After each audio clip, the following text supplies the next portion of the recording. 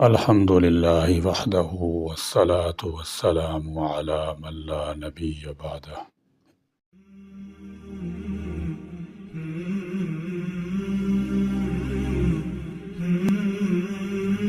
اعتدال اس امت کے لیے عطیہ اعزی ہے۔ میانہ روی اور وسطیت اس کی شناخت ہے، مگر کچھ لوگوں کو اس قدرتی شناخت سے روگرداں ہونے کی لا علاج بیماری لاحق ہوتی ہے۔ ہر موڑ پر ایسے لوگ کہیں نہ کہیں سے افراد و تفرید کے دام میں آ ہی جاتے ہیں۔ اس طرح کی غلط روی سے منازل کا بودھ بڑھتا ہے، عوائق فاسدہ جنم لیتے ہیں اور بالآخر وسطیت اعتدالیت کا خاتمہ ہو جاتا ہے۔ اسی غلط روی کے نتائج میں سے ایک بڑی روش یہ ہے کہ آج کل بے جا القابات کا بہت بڑا سیل رواں آیا ہوا ہے۔ اس پر بند باندھنا سنجیدہ دانش اور محتاط علماء کے لیے ضروری ہو گیا ہے، ورنہ کہیں ایسا نہ ہو کہ عصری تعلیم یافتہ طبقہ یا نیم مذہبی اور نیم دنیا دار افراد اسلاف کی علمی شخصیتوں سے ہی متنفر نہ ہو جائیں، یہ سوچ کر کہ ان کی بھی شخصیتوں اور القابات میں کوئی تطابق نہیں تھا، یا جہلائے عصر نے انہیں بھی آج کل کے سطحی لوگوں کی طرح بے جا القابات سے نواز رکھا تھا۔ القابات اپنے آپ میں امانت ہوا کرتے ہیں، اگر وہ غیر اہل کو تفویض ہوں گے تو یہ نہایت ہی بڑی بے ایمانی اور بے انصافی ہوگی، اور بچی کچی مذہبی وقت پر خطرے کا سائن بھی۔ اس لحاظ اعتدال کو اپنائیے جو کہ ہمارے اسلاف اور اکابر کی فکری اور علمی میراث ہے۔ لفظ علامہ کو ہی لے لیجئے، یہ لفظ 2-4 صدی بلکہ 1 صدی پہلے تک ان علمی شخصیتوں کے لیے موزوں ثابت ہوتا تھا جو بیک وقت معقولات، منقولات اور دیگر علوم اسلامیہ میں اتھارٹی کی حیثیت رکھتے تھے، جن کے پاس لسانیت سے لے کر دینیات تک کی ہر گتھی سلجھانے کا ہنر تھا، جن کا علمی مقام ہر مقام پر اپنی نادر تخلیقات و علمی کاوشوں کے نقوش چھوڑ جاتا تھا، جن کی شخصیتوں میں بے پناہ گہرائی اور گہرائی پناہ تھی، تحقیقات نادرہ، تنقیحات بازغہ اور رجحات انیقہ کے ذریعے جنہوں نے اپنے علوم کا دنیا بھر میں لوہا منوایا، ان کے لفظ علامہ استعمال کیا جانا بالکل حق بجانب اور بہرمال تھا۔ تاہم ان ربانی اور قدسی صفات علماء کا یہ وتیرہ تھا کہ اسے بھی وہ وَيُحِبُّونَ أَن يُحْمَدُوا بِمَا لَمْ يَفْعَلُوا کے زمرے میں رکھتے تھے اور ہر لمحہ احتساب نفس کرتے رہتے تھے، مگر اس وقت کی بے فیضی اور بے برکتی دیکھیے کہ ان مقدس اور خالص علمی القابات کا جم کر استحصال ہو رہا ہے، جن کا رنج ہر محتاط فکر اور سنجیدہ شخص کو ہو رہا ہے اور ہونا بھی چاہیے۔ اس حوالے سے ہمیں کرنا یہ ہے کہ جو شخص جس پوزیشن کا ہے اسے وہ مقام دیجیے، نہ افراد رہ پائے اور نہ ہی تفرید کی کوئی گنجائش رہے، جس کا جو حقیقی مقام ہے اسے دیجیے، مگر علمی خیانت تو مت کیجیے۔ اسی حوالے سے سید انور شاہ صاحب کا ایک مضمون موقع کی مناسبت سے یہاں بیان کیا جاتا ہے جو کہ کافی اہم ہے اور معلوماتی بھی، اسے پڑھیے اور جلد سے جلوسوں کے پوسٹرز، پمفلٹ اور مذہبی شخصیات کے القابات کا جائزہ لیجیے۔ لکھتے ہیں، اسلام جہاں غل، غلط بیانی اور بے جا مبالغہ سے منع کرتا ہے، وہی ہر معاملے میں راہ اعتدال اپنانے کی تاکید بھی کرتا ہے۔ یہی دین اسلام کی ایک بڑی خوبی ہے کہ اس نے اعتدال، توسط اور میانہ روی کی تلقین کی ہے اور ہمیں امت وسط بنایا ہے۔ یہی وجہ ہے کہ اعتدال اپنانے والوں کو کبھی بھی گمراہی اور پچھتاوے کا سامنا نہیں کرنا پڑتا۔ اس کے برعکس وہ لوگ جو اعتدال کے دامن کو چھوڑ کر دوسری راہ اختیار کی ہوئی ہیں، وہ یا تو افراد کا شکار ہو کر گمراہ ہو جاتے ہیں یا پھر تفرید کی کھائی میں جا گرتے ہیں۔ اس طرح دین اسلام سادگی اور للہیت کو بڑی اہمیت دیتا ہے، جبکہ نام و نمود، دکھاوے اور نمائش کی مذمت کرتا ہے۔ آج کل ہمارے معاشرے میں مذہبی القابات کے استعمال کرنے میں جو بے اعتدالیاں پائی جا رہی ہیں وہ کسی پر اوجل نہیں۔ نام کے آگے القابات پر القابات جڑ دی جاتی ہیں، خواہ وہ شخص ان صفات کا حامل ہو یا نہ ہو۔ آئے روز نئے نئے اور بڑے بڑے القابات سامنے آتے ہیں۔ بعض اوقات و جلسوں میں اور بعض دیگر مجالس میں امیروں، وزیروں، عہدیداروں، پیروں اور خصوصاً علماء کی تعریفوں میں زمین آسمان کے قلابے ملا دی جاتے ہیں۔ مثلا کسی کے لیے حجت الاسلام، کسی کے لیے شیخ الاسلام، کسی کے لیے شیخ الفقہ، کسی کے لیے شیخ الوظائف، کسی کے لیے شیخ الحدیث، کسی کے لیے مفتی اعظم، کسی کے لیے خطیب بے بدل، کسی کے لیے خطیب زمان، کسی کے لیے نمونہ اسلاف، کسی کے لیے محقق دوران، محقق العصر، علامات العصر، محدث العصر، فقیہ زمان، جامع علوم عقلیہ نقلیہ، شیخ المشائخ، اعلیٰ حضرت، مفکر اسلام، غزالی وقت، غزالی دوران، شہنشاہ خطابت، محقق علی الاطلاق، محدث اعظم، ولی کامل، رہبر شریعت، ثانی جنید وغیرہ وغیرہ۔ افسوسناک بات یہ ہے کہ بعض حضرات تو باقاعدہ اپنے حلقہ احباب کو اس طرح بڑے بڑے القابات اپنے نام کے ساتھ لگانے کی تاکید کرتے ہیں اور القابات کے بغیر پکارے جانے پر بے التفاتی اور ناراضگی کا اظہار کرتے ہیں۔ اور اب تو معاملہ یہاں تک پہنچ گیا ہے کہ علماء کرام کی اکثر مجالس اس قسم کے القابات سے گونجتی ہوئی نظر آتی ہیں۔ مذہبی القابات کے مطلب یہی بے اعتدالیاں پمفلٹوں اور اشتہارات میں واضح طور پر نظر آتی ہیں اور نہایت بے احتیاطی کے ساتھ شریعت کے تقاضوں کو فراموش کیا جا رہا ہے۔ ایک طرف تو یہ معاملہ ہے، جبکہ دوسری طرف کچھ حضرات ایسے بھی ہیں جو اپنے لیے ایسے القاب تجویز کرتے ہیں جس سے گناہ گاری ٹپکتی ہو، جیسے العبد، العاصی، آسی وغیرہ۔ حالانکہ یہ بھی درست نہیں۔ یہ ساری باتیں اور احکام سمجھنے کے ہیں، ان کے نہ سمجھنے کی وجہ سے لوگ افراد تفرید اور متضاد پہلوؤں کا شکار ہیں۔ علامہ ابن الحاج المالکی المصری ان القاب کے رائج ہونے کے اسباب بیان کرتے ہیں۔ ان کی ترویج میں سب سے بڑا کردار عجمیوں کا رہا ہے، اور وہ اس طرح کہ جب ترک مسند خلافت پر غالب آ گئے اور حکومت کی باغ ڈور خود سنبھال لی تو انہوں نے اپنے لیے مختلف قسم کے القابات اختیار کر لیے، جیسے شمس الدولہ، ناصر الدولہ، نجم الدولہ وغیرہ۔ چونکہ ان القابات کا استعمال حکومت کے مناصب پر فیض بڑے بڑے عہدیداروں کے لیے ہوتا تھا، اسی لوگ ان القاب کو باعث عظمت فخر سمجھنے لگے۔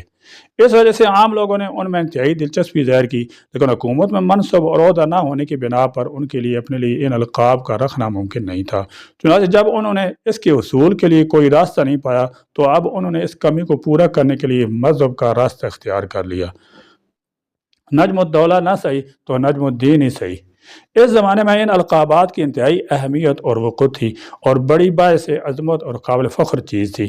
یہی وجہ ہے کہ اس وقت کی حکومتوں نے ان ناموں اور القاب کے رکھنے پر سخت پابندی عائد کی تھی، لہذا جب کوئی اپنی اولاد کے لیے اس قسم کے لقب رکھنا چاہتا تو اسے حکومت کو ایک بھاری رقم ادا کرنی ہوتی اور حکومت سے باقاعدہ اجازت نامہ لینا ہوتا تھا۔ یوں ہی لوگ حکومت کی مقرر کردہ بھاری رقم ادا کرتے تھے اور اپنی اولاد کے لیے اس قسم کے القاب تجویز کرتے تھے۔ کچھ عرصہ بعد خلاف عباسی پر ترک نے مکمل طور پر قابض ہو کر ہر قسم کنٹرول اپنے ہاتھ میں لے لیا۔ زمانہ گزرنے کے ساتھ ساتھ ان القابات کی اہمیت باقی نہیں رہی، کیونکہ اب حکومت ان کے لیے ایک قسم کی لونڈی بن چکی تھی، اس لیے وہ مذہبی القابات میں کشش محسوس کرتے ہوئے اس کی طرف متوجہ ہو گئے اور ان کے لیے نجم الدولہ کی بجائے نجم الدین جیسے القاب زیادہ باعث عظمت فخر بن گئے۔ اس دوران حکومت نے پابندی ختم کر کے عام لوگوں کو کھلی چھوٹ دے دی۔ یہ القابات اس قدر تیزی کے ساتھ رائج ہو گئے کہ امیر غریب چھوٹے بڑے سب اس وبا کی زد میں آ گئے۔ یہ معاملہ اس سطح پر پہنچ گیا کہ علماء نے بھی اس سے مانوس ہو کر ان کے رکھنے میں کوئی برائی محسوس نہیں کی اور لوگوں سے متاثر ہو کر ان کو قبول کرنے لگے۔ مذہبی القابات کی شرعی حیثیت قرآن کریم اور احادیث طیبہ سے یہ بات واضح طور پر معلوم ہوتی ہے کہ کسی کے لیے جائز نہیں کہ وہ اپنے تزکیہ کا اعلان کرے یا اپنے لیے ایسے القاب اختیار کرے جس میں پاکیزگی اور تقدس کا پہلو پایا جاتا ہو۔ چنانچہ اس کے متعلق چند آیات کریمہ مفسرین کی تشریح کی روشنی میں ملاحظہ فرمائیے۔ الم تر الی الذین یزکون انفسہم वलिल्लाहु युज़क्की मन यशा वला युज़लमून फ़तीला। क्या आपने उन लोगों को नहीं देखा जो अपने आप को बड़ा ही पाकीज़ा बताते हैं, हालांकि पाकीज़गी तो अल्लाह जिसको चाहता है अता कर देता है, और किसी पर इस अता में एक धागे के बराबर भी जुल्म नहीं किया जाएगा। इस आयत के शान नुज़ूल मुफस्सिरीन लिखते हैं कि यहूद अपने आप को बड़े पाकीज़ा और मुक़द्दस बतलाते थे कि हम अल्लाह के बेटे और महबूब तरीन लोग हैं। इस आयत करीमा में उनकी मज़म्मत की गई है कि ज़रा इन लोगों को देखो जो अपनी पाकी बयान कर रहे हैं, इन पर ताज्जुब करना चाहिए। नंबर 2, फ़ला तुज़क्कू अनफुसकुम व अअलमु बिमन इत्तक़ा। तुम अपनी पाकीज़गी मत बयान करो, वो खूब जानता है कि कौन मुत्तकी है। इस आयत से साबित हुआ कि दावाए तक़द्दुस मना है। अलक़ाबात में मुबालगा रईस ममानित पर अब अहादीस तय्यबा मुलाज़ा फरमाइए। नंबर 1, एक मरतबा एक शख्स ने जनाब नबी करीम सल्लल्लाहु तआला अलैहि वसल्लम सामने एक दूसरे आदमी की खूब मद और तारीफ़ की। इस पर आपने फरमाया, वही हाका क़तअता उनुक़ साहिबिक, अफसोस है तुझ पर, तू अपने साथी की गर्दन काट दी।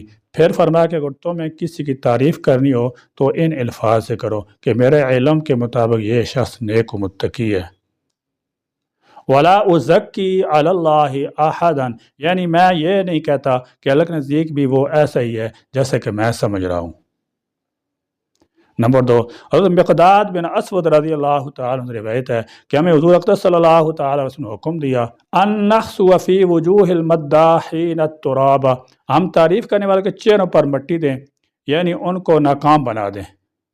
नंबर 3, एक रवायत में ज़ैनब बिन उबई सलमा रज़ियल्लाहु तआला अन्हा फरमाती हैं कि जनाब नबी करीम सल्लल्लाहु तआला अलैहि वसल्लम मुझसे दरियाफ़त फरमाया कि तुम्हारा नाम क्या है, क्योंकि उस वक्त मेरा नाम बिर्रा था जिसके मैंने नेक गुनाहों से पाक औरत। मैंने वही बतलाया तो आप सल्लल्लाहु तआला अलैहि वसल्लम फरमाया, ला तुज़क्कू अनफुसकुम अल्लाहु अअलमु बिअहलिल बिर्रि मिनकुम, यानी तुम अपने आप की गुनाहों से पाकी बयान न करो, क्योंकि ये इल्म सिर्फ अल्लाह ही को है कि तुम में से नेक और पाक कौन है। फिर बिर्रा की बजाय आपने ज़ैनब नाम रखा। मतलब यह है कि जब किसी का नाम बिर्रा नेक औरत होगा तो इससे जब दरियाफ्त किया जाएगा कि तुम कौन हो, तो जाहिर सी बात है कि वो ये कहेगी बिर्रा, यानी मैं नेक और गुनाहों से पाक खातून हूँ। इस मचों के बजाय सूरतन खुद अपनी ज़बान से नेक होने का दावा पाया जाता है, इसलिए आपने उससे मना फरमाया। नंबर 4, खुद जनाब नबी करीम सल्लल्लाहु तआला अलैहि वसल्लम ने अपनी ज़ात अक़दस के मुतल्लिक़ इरशाद फरमाया, ला तुतरूनी कमा अतरतिन नस्वारा ईसा इब्न मरियम, लोगों मेरे तारीफ़ में मुबालगा से काम नहीं लेना, जैसे कि नसारा ने हज़रत ईसा बिन मरियम अलैहिस्सलाम के मुतालिक मुबालगा इख्तियार किया है। उन्होंने हज़रत ईसा अलैहिस्सलाम को उलूहियत का दर्जा देकर खुद काफिर और मुशरिक बन गए। मेरे साथ ऐसा मामला न करना। इन्नी अब्दुल्लाहि व रसूलु, मैं तो अल्लाह का बंदा हूँ और उसका रसूल हूँ, लिहाजा तुम भी मुझे अल्लाह का बंदा और रसूल ही कहो। एक एतराज़ और इसका जवाब, यहाँ पर यह सवाल हो सकता है कि बाद मौके पर आपने खुद सहाबा किराम रज़ियल्लाहु तआला अन्हुम की मदह और तारीफ़ फरमाई है और उनको अच्छे अच्छे अलक़ाबात से नवाजा है, और उस्मान के बारे में फरमाया, व अस्दक़ुहुम हया उस्मान, हज़रत अली रज़ियल्लाहु तआला अन्हु के बारे में फरमाया, व अक़ज़ाहुम अली, हज़रत अबू उबैदा बिन जर्राह रज़ियल्लाहु तआला अन्हु और बाद दीगर सहाबा किराम के बारे में फरमाया, व अमीन उम्मती अबू उबैदा बिनुल जर्राह व आलम उम्मती बिल हलाली मुआज़ बिन जबल व अक़रअहुम अबू मूसा नेमल अब्दु अब्दुल्लाह इब्न उमर व गैरु ज़ालिक। इस सवाल के जवाब इमाम नववी, हाफ़िज़ इब्न हजर और इलामा इब्न अब्ताल ने यह जिक्र किया है कि सिर्फ हकीकत हाल बयान करने की इजाज़त है कि मेरे इल्म के मुताबिक फ़लाँ आदमी में यह खूबी है, इसमें मुबालगा से काम लेना जायज़ नहीं। जैसे कि अल-मद्दाखीना, बहुत ज़्यादा तारीफ़ करने वाले का लफ्ज़ भी इस पर दलालत करता है।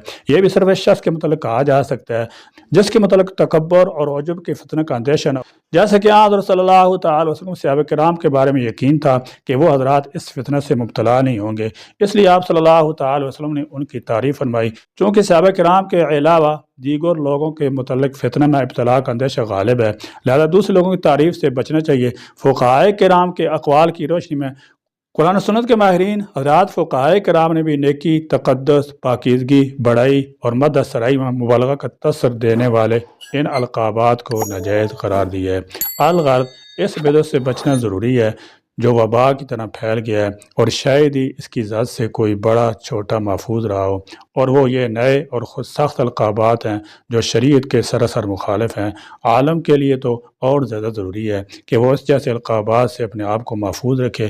اس سلسلے میں لوگوں کو بھی سمجھائیں کہ یہ القاب شریعت کے مخالف ہیں، لہذا ان کو اس جیسے القاب سے نہ پکاریں۔ ایسے القاب و اسماء کو استعمال کرنا جو تزکیہ اور تعریف پر مشتمل ہو، اس کی ممانعت کتاب اللہ، سنت رسول اللہ اور علماء کے اقوال سے ثابت ہوتی ہے۔ نیز یہ غلط بیانی اور جھوٹ مداخل ہے، سلف صالحین کے عمل کے بالکل مخالف ہے۔ اگر ان القاب اسماء کا استعمال جائز ہوتا تو امت محمدی میں اس کے سب سے زیادہ کردار اور مستحق صحابہ کرام رضی اللہ عنہم تھے، جو ہدایت کے سورج اور اندھیروں کے چراغ تھے اور دین کے سب سے پہلے مددگار تھے، جیسے قرآن کریم نے اس کی گواہی دی ہے۔ اس طرح ازواج مطہرات رضی اللہ تعالی عنہن، جن کو اللہ تعالیٰ نے نبی پاک صلی اللہ تعالی وسلم کے لیے چنا اور جن کی فضیلت کی گواہی اللہ تعالیٰ نے خود دی ہے، ام المومنین حضرت زینب کا پہلے نام برہ تھا، آپ نے تبدیل کر دیا، حالانکہ وہ اس کی مصداق اور حقدار تھیں۔ تو پھر ہم کون ہوتے ہیں کہ اپنے لیے ایسے القاب تجویز کریں؟ لہذا نجات اور کامیابی صحابہ کرام کی اتباع میں ہے۔ قرآن حدیث سے اپنا تزکیہ کرنے کی ممانعت ثابت ہوتی ہے۔ علماء کرام نے فرمایا کہ مصر کے علاقوں میں اور دیگر بلاد عرب و عجم میں جو رواج ہو گیا ہے کہ اپنے لیے ایسی صفات استعمال کی جاتی ہیں جو تزکیہ اور تعریف پر دلالت کرتی ہیں، وہ بھی اس ممانعت میں داخل ہیں، جیسے ذکی الدین، محی الدین، علم الدین، اس طرح کے دیگر القاب۔ اور محی الدین نحاس کی تنبیہ الغافلین میں جہاں منکرات کا تذکرہ ہے، لکھا گیا ہے کہ منکرات میں سے وہ بھی ہے جو وبا کی طرح پھیل گیا ہو، یعنی وہ جھوٹ جو زبانوں پر رائج ہو گیا ہو، اور وہ خود سخت القاب ہیں، جیسے محی الدین، نور الدین، عز الدین، غیاث الدین، معین الدین اور ناصر الدین وغیرہ۔ یہ ان کے لیے جو ان القابات کا استحقاق نہیں رکھتے۔ باقی جن بزرگان دین کے ساتھ یہ القابات ذکر کیے جاتے ہیں وہ بالکل حق بجانب اور سچ ہیں۔ اب ضرورت اس امر کی ہے کہ عوام کے سامنے یہ بات خوب واضح کر لی جائے کہ اس طرح بے محل القاب استعمال کرنا ہرگز درست نہیں، بلکہ یہ غلط بیانی اور جھوٹ مداخل ہے۔ نیز مدارس دینیا میں طلبہ کرام کی اس طرح تربیت کی جائے کہ وہ اپنے لیے ایسے القاب پسند ہی نہ کریں، بلکہ سادگی کے ساتھ اپنے نام کو ہی پسند کریں۔ اللہ تعالی ہم سب کو اس سلسلے میں افراط تفریط سے بچنے اور راہ اعتدال پر چلنے کی توفیق عطا فرمائے۔ آمین۔ وآخر دعوانا الحمدللہ رب العالمین۔